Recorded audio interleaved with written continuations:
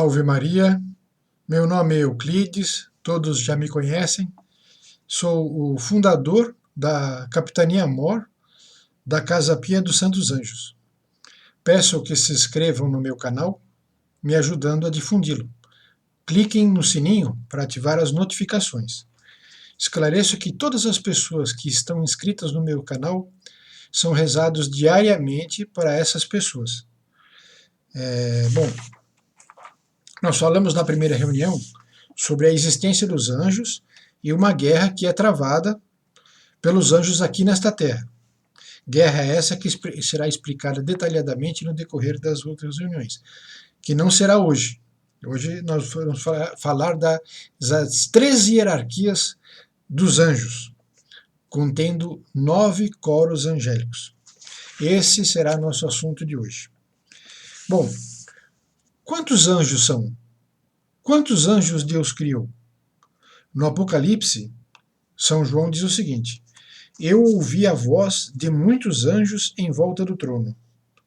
O número deles era de miríades de miríadas e milhares de milhares. Apocalipse, capítulo 5, versículo 11. Ou seja, são uma infinidade de anjos, uma infinidade colossal que Deus criou de anjos.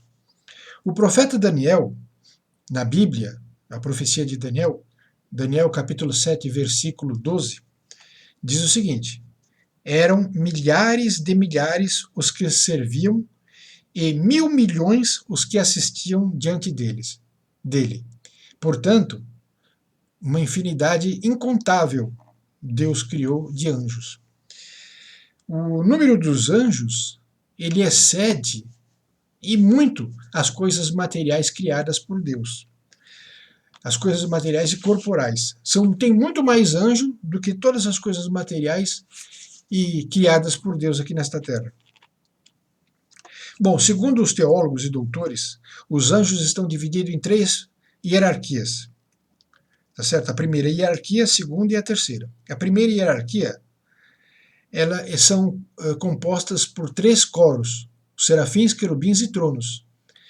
E eles são, vamos dizer assim, a alta cúpula do céu. Comumente eles não são enviados aos homens. Eles somente são enviados aos homens em ocasiões muito, muito, muito importantes. Somente nessas ocasiões eles podem vir até nós. Foi um querubim que está guardando a porta do paraíso. Uma coisa muito importante, Deus quis que fosse um querubim. E foi um serafim quem purificou os lábios de Isaías. Ele pegou um fogo, um carvão em brasa do altar, e essa brasa ardente ele queimou os lábios de Isaías. Isso está na profecia de Isaías, capítulo 6, versículo 6. E no Gênesis, capítulo 3, versículo 24, está escrito que os querubins estão guardando a porta do paraíso. Outra coisa importante é que os anjos eles se distinguem uns dos outros pela santidade e beatitude, também pela missão que eles têm. É o grau de entendimento de Deus que faz eles serem mais próximos de Deus. De tal modo que o grau mais elevado, ele está superior e eles dominam os anjos inferiores. Portanto, há diferenças entre hierarquias angélicas, não são todos iguais, não. Os superiores dominam os inferiores. E assim eles vão transmitindo as coisas de Deus como se fosse um chafariz. Os pratos de cima vão derrubando água nos pratos menores, nos pratos de baixo. É assim que funciona no céu. Os mais próximos de Deus vão transferindo a sabedoria de Deus para os mais distantes. Tá certo? Bom, primeiro coro angélico, o espetacular, o mais sublime coro de todos os anjos, são os serafins. Os serafins são os mais próximos de Deus. Eles vivem do amor de Deus. Agora, cabe uma explicação. É muito esquisito falar de amor de Deus no mundo de hoje, que está completamente dominado pelo romantismo. O romantismo deu ao homem um conceito errado de amor. Por quê? Porque romantismo não é um ato, não é uma atitude. mas é uma doutrina filosófica que nasceu no final do século XVIII. O romantismo ele tirou Deus do centro das atenções e pôs o homem. Tudo gira em torno do homem. E nesse romantismo ele criou-se a cultura do sofrimento. Os poetas românticos, músicos, artistas, levaram o ser humano a viver num mundo de sonhos, não um mundo real. Então, eu estou sofrendo por causa da minha amada, não sei o quê. Quer dizer, eles vivem num sonho, tá certo? Que não é a vida real. O romantismo, ele não é sinônimo de amor. Ele é muito menos, ele não é amor cristão. Por exemplo, um homem que dá uma flor para uma mulher. Isso é romântico? Não é. Isto é um ato carinhoso, não um ato romântico. O ato romântico, eu acabei de explicar, é uma doutrina filosófica diferenciada. E como fica o amor entre homem e mulher? É um amor romântico? Não. É um amor cristão. Porque somente com o amor cristão que se consegue cumprir as promessas feitas no altar. Na saúde e na doença, na tristeza e na alegria. Porque ele vai ter forças para sofrer junto com o seu companheiro e ajudá-lo a sair dessas dificuldades. O romântico não, ele pensa só em si mesmo. O que importa é a minha felicidade. Ele é o centro das atenções. Então o amor romântico é muito diferente do amor real, do amor de Deus, do amor cristão. O romantismo ele causa um estrago nas pessoas muito grande. Ele quebra todos os princípios axiológicos do bom senso. Os princípios axiológicos estão todos invertidos. Os românticos eles vivem num mundo de sonho e de felicidade, portanto, eles veem Deus como um poço de bondade. Deus não castiga ninguém. Deus só é bondade. Portanto, eles negam várias verdades da doutrina católica. O inferno, os castigos. Por exemplo, Jesus Cristo, na Terra, ele nunca deixou de amar nenhum homem, porque ele é Deus. No entanto, ele chicoteou os vendilhões do templo. Deus destruiu a cidade de Sodoma e Gomorra por causa dos pecados que lá cometiam. Deus mandou o dilúvio sobre a face da terra. E agora esperamos um novo castigo pela crise do homem moderno. Em nenhum momento Deus deixou de amar os homens por causa disso. Está escrito na Bíblia, Deus castiga os que ama. Portanto, o castigo é um meio de corrigir os homens. O amor romântico não vê assim. Ele nega as verdades da Igreja Católica. É importante a gente ver uma coisa. O amor cristão, ele é um amor firme, forte. Ele faz do cristão um guerreiro para combater as suas tentações. E, na verdade, o amor cristão é um ato sublime de caridade. Jesus Cristo, quando morreu na cruz por nós, foi um ato de amor. Não foi uma moleza romântica, um amor romântico que ele morreu na cruz. Não, é um ato de amor real, verdadeiro. Bem diferente da moleza sentimental do amor romântico. Portanto, quando se fala de amor de Deus, não vamos pensar no amor romântico, vamos pensar na realidade. No amor real, no amor cristão. Bom, explicadas assim essas coisas, voltemos para o alto, voltemos para os anjos. Voltemos ao amor de Deus. Os serafins, a palavra serafim, ele vem da palavra seraf, do hebraico. Significa queimar completamente. Não é apenas um ser que queima, mas é um ser que se consome no amor de Deus. Mas queimar é verdade. Lembra, na reunião passada eu falei sobre o céu empíreo, que o céu é feito também de fogo, o fogo do amor de Deus. Então, quantas orações que a gente não reza, que diz assim, meu Deus, deixai-me consumir no fogo de vosso amor. Os querubins, os serafins, aliás. Eles são consumidos no fogo do amor de Deus. Estão muito próximos de Deus. Na liturgia de São João Crisóstomo, ele descreve os anjos, os serafins e querubins da seguinte forma.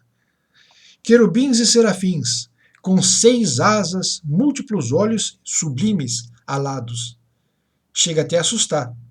Muito diferente dos anjos que a gente conhece estampado nas fotos e nas nas imagens, né, que procuramos fazer hoje em dia, um anjo bem ao nosso gosto romântico. Mas os anjos têm uma forma assim, não que os anjos tivessem 6 asas, porque eles não têm corpo, mas é descrito assim para explicar a sublimidade dele. Por que 6 asas? Por que 6 asas?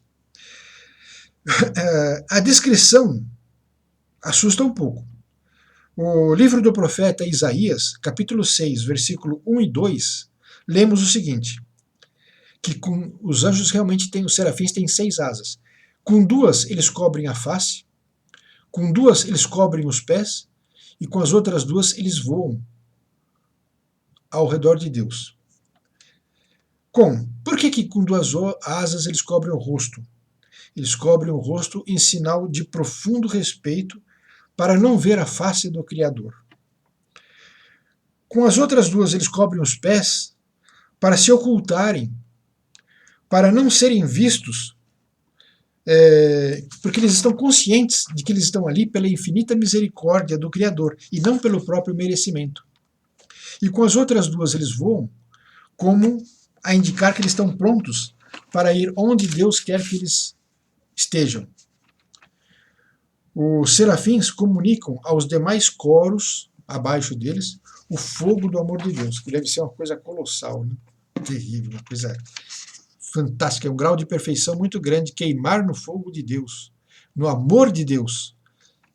Bom, o segundo coro dos altos, da primeira hierarquia, são os querubins.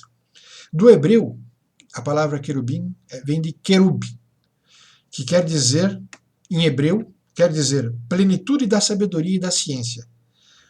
Os querubins, eles são repletos da sabedoria de Deus. Eles recebem diariamente raios da sabedoria de Deus. Eles estão cheios de sublimidade e ciência de Deus. Seu entendimento é de luz e de verdade. O profeta Ezequiel, na Bíblia,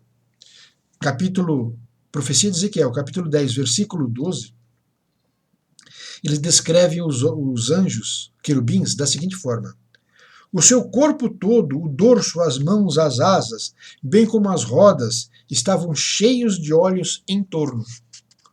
Mas é uma coisa que assusta ver um homem, um ser assim, totalmente cheio de olhos para tudo quanto é lado. Por que ele descreve assim?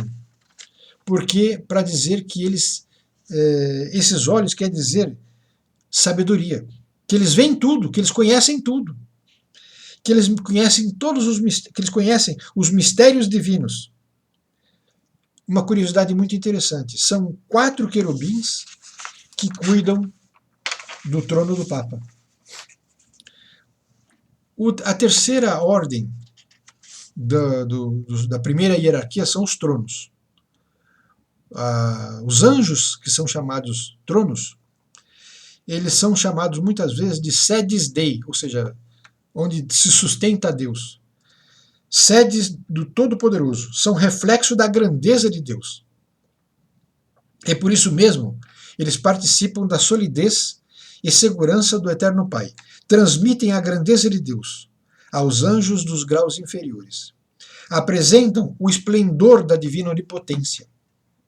Os tronos, importante isso, eles assistem os bispos e as dioceses, os governantes e as comunidades de clausura. Aqueles monges que ficam fechados, rezando, nunca aparecem como os carmelitas, as clarissas, eles são assistidos pelos tronos. Bom, aí acabou a primeira hierarquia dos anjos. A segunda hierarquia, tá certo? Tem mais 3 coros angélicos na segunda hierarquia. Eles são mais próximos dos homens, tá certo? E ele cuida mais relativamente às coisas criadas, ao universo. Por exemplo, o coro das dominações. Eles distribuem aos anjos inferiores suas funções e seus ministérios. Eles são enviados por Deus para as missões mais relevantes. São os que dominam todos os demais, encarregados de executar a vontade do Criador.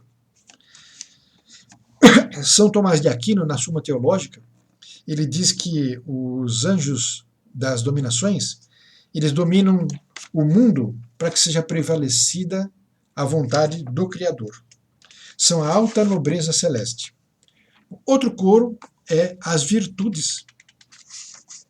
Eles executam as grandes ações que dizem respeito ao governo universal, do mundo e da igreja. São eles que operam prodígios e milagres extraordinários. Eles têm o poder, coro das virtudes, eles têm o poder de acalmar as fúrias dos mares e acalmar a força dos ventos. São esses anjos que ajudam o pecador arrependido a preservar no bem. Outro coro, potestades. O último coro da segunda hierarquia. Potestade significa poder. Poder, são anjos poderosíssimos, fortes, grandes. Ele mantém nas criaturas a ordem desejada pela divina providência e impede que esta ordem estabelecida por Deus seja perturbada, pelos esforços do demônio e sobre qualquer outra coisa maligna. As potestades, o poder, eles impõem o poder para que seja reinada a ordem de Deus. Finalmente, a terceira e última hierarquia angélica. Esses anjos, eles mantêm relação com a conduta particular dos estados e das pessoas que presidem os países e as províncias e as dioceses. Vamos lá. Primeira ordem da terceira hierarquia, os principados. Eles são os anjos das comunidades, dos países. Alguns generais do exército, eles são anjos que, como se fossem generais do exército de Deus, que protegem as nações. São conhecidos também como anjos, olha, é importante, os principados, eles são conhecidos como vingadores de Deus. Vingadores de Deus. Quando os povos se recusam a aceitar as mensagens do Nosso Senhor, eles é que derramam a taça da ira divina sobre a terra, para que reconduza o homem a fazer a vontade de Deus, através do castigo e da dor. Isso eles fazem para quem abandonam a vontade de Deus propositadamente. Estão sujeitos à ira dos anjos, tá certo? Chamado virtudes. Principados, aliás, desculpa, eu falei errei o nome. Os principados. São anjos poderosíssimos. Segunda hierarquia, ordem da última hierarquia, os arcanjos. São para as missões extraordinárias, como comunicação dos mistérios da fé e revelações das realidades acima da compreensão da razão humana. Por exemplo, foi São Gabriel, arcanjo, que veio anunciar a Nossa Senhora, que ela ia ser mãe de Jesus. Foi São Miguel Arcanjo que apareceu em Portugal para anunciar Nossa Senhora de Fátima vai aparecer aqui. Então nós conhecemos 3 arcanjos, pelo menos os que são conhecidos, né? Que é São Miguel, São Rafael e São Gabriel. Por último, a última hierarquia, a última ordem, os anjos custódios. Bom, perceberam que cada anjo ele domina sobre o inferior dele? Os anjos custódios não tem mais nenhuma outra hierarquia angélica abaixo dele, portanto eles vão dominar os homens. Então, por isso, esses são os últimos da hierarquia. Para estes são reservadas a execução de serviços mais simples. Por exemplo, acompanhar um jovem que se encontra em perigo, dominar e tranquilizar o interior rebelde das pessoas, assistir e consolar um moribundo que está em situação difícil, evitar acidentes e ser anjo da guarda. Este é o anjo da guarda que está mais perto da humanidade. Quando nós nascemos, Deus dá para cada um anjo da guarda, que o acompanha até a sua morte. Eu quero ler um trecho da Bíblia, do livro de Êxodos, capítulo 23, versículos de 20 a 22. Fala do anjo da guarda. Eis que envio um anjo diante de ti, para que te guarde pelo caminho e te conduza ao lugar que tenho preparado para ti. Respeita a sua presença e observa a sua voz. Não lhe sejas rebelde, porque não perdoará a vossa transgressão, pois nele está o meu nome. Mas, se escutares fielmente a sua voz, e fizeres o que te disser, então eu serei inimigo dos teus inimigos e adversário dos teus adversários. Assim diz o Senhor. Meus amigos, então por hoje, mais esta pequena reunião. Não quero fazer muito longa para não ficar cansativo, mas estejam preparados.